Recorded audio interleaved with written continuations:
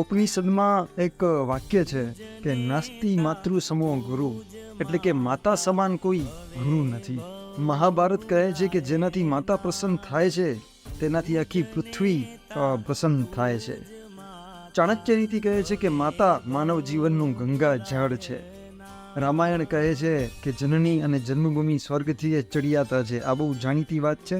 શંકરાચાર્યએ કહ્યું છે કે પુત્ર કુપુત્ર થાય પણ માતા કદીએ કુમાતા નથી થતી. સ્વામી નિજાનંદ કહે છે કે જગતભરમાં જે સૌથી વધુ બોલાય છે તે શબ્દ માં છે.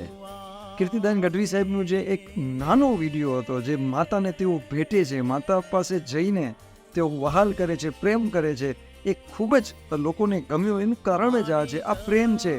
આપણે માતા પ્રત્યે પોતાનો પ્રેમ ખુલીને વ્યક્ત નથી કરતા. આપણે કહેતા નથી મમ્મી પપ્પાને કે અમે તમને પ્રેમ કરીએ છીએ, અમે તમારો રિસ્પેક્ટ કરીએ છીએ. તો આ માતા પ્રત્યેના પ્રેમને અમારું વંદન છે. તું જ નેતા, તું જ